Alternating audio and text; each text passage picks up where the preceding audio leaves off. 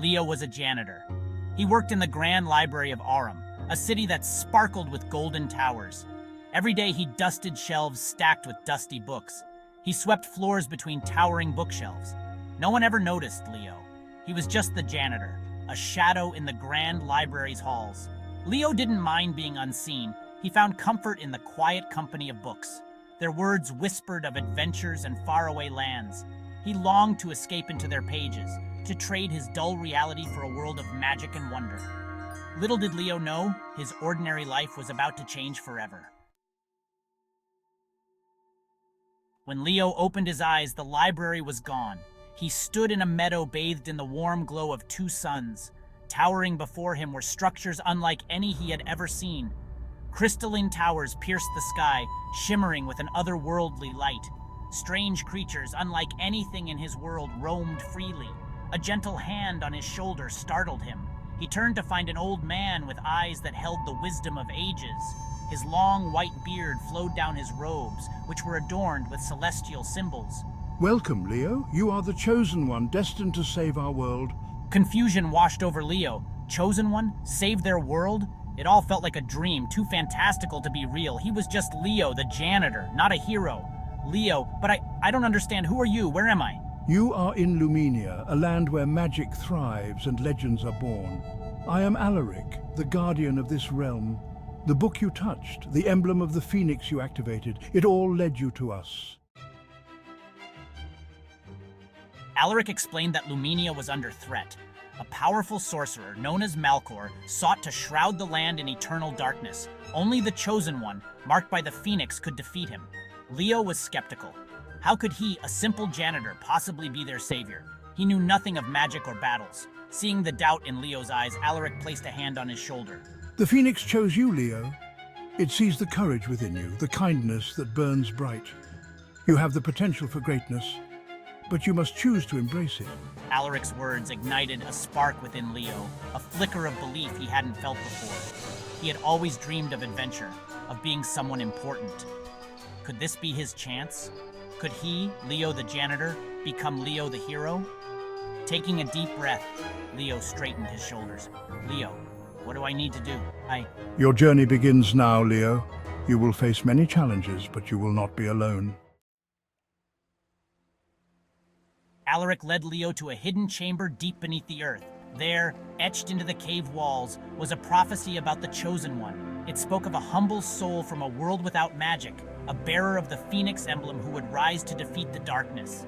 The prophecy filled Leo with a mix of fear and excitement. He was meant to be here, meant to face this destiny. But was he ready? Could he live up to the expectations of this prophecy? He was just Leo, an ordinary janitor thrown into an extraordinary situation. True to Alaric's words, Leo soon met his companions. There was Anya, the knight, her armor gleaming as bright as her spirit. Elara, the sorceress, possessed ancient magic. And then there was Willow, the mischievous fairy. Willow, with her iridescent wings and infectious laughter, brought light and joy to their darkest hours. They were an unlikely group, brought together by fate and bound by a shared purpose. Their journey took them through enchanted forests guarded by mystical creatures. They crossed treacherous mountains where danger lurked around every corner. Leo faced each challenge with growing courage, his determination fueled by his companions' belief in him. Anya taught him swordsmanship, the clash of steel against steel becoming a familiar rhythm. Elara guided him in harnessing the dormant magic within him, the power of the phoenix slowly awakening. Willow, with her mischievous pranks and words of encouragement, reminded him to find joy even in the darkest of times. Through these trials, Leo transformed. He wasn't the timid janitor anymore. He was Leo, the chosen one, the bearer of the phoenix emblem. He was a warrior, a mage, a leader. He was ready to face his destiny. Their quest for the artifacts led them deep into the heart of Malkor's domain. They faced treacherous traps, battled monstrous creatures, and overcame seemingly impossible odds. Leo's courage and determination grew with each challenge. He discovered a strength within himself he never knew he possessed. In a forgotten temple, guarded by stone gargoyles, they found the first artifact, a crystal sword imbued with the light of 1,000 suns. Leo, guided by Anya's instruction, drew the sword from its resting place. The blade pulsed with warmth, its light banishing the shadows that clung to the temple walls. Their next trial brought them to a volcano's edge, where the air crackled with heat and the ground trembled beneath their feet. Deep within the volcano's fiery heart lay the second artifact, a shield forged from the scales of a celestial dragon. Elara, drawing upon her ancient magic, conjured a path through the molten rock, leading them to the shield's resting place. As they journeyed, Leo learned more about Malkor, the dark sorcerer he was destined to defeat. Malkor was once a powerful mage, corrupted by his thirst for power. He had plunged Lumenia into darkness, enslaving its people and draining its magic. Leo felt the weight of Lumenia's hope resting on his shoulders. He was their only chance to break free from Malkor's tyranny. The fate of an entire realm rested on his ability to defeat the Dark Sorcerer. He couldn't let them down. Their final challenge led them to the Whispering Woods, a place of eerie silence and twisted trees.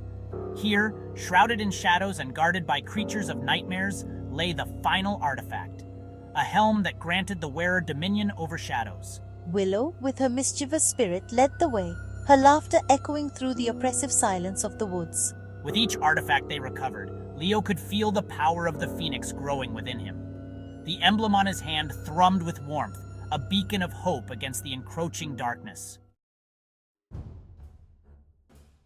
Section 8. The Power of the Phoenix. The time had come to confront Malkor.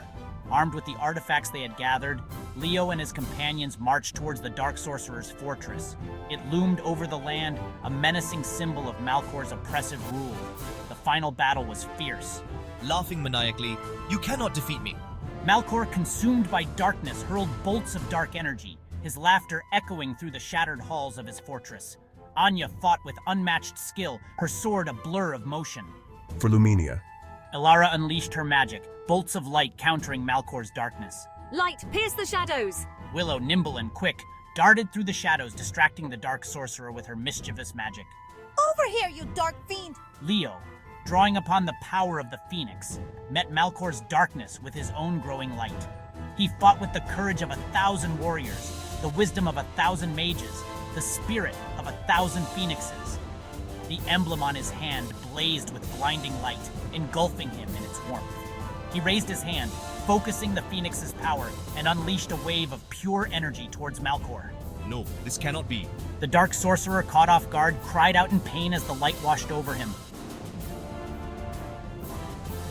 Section 9.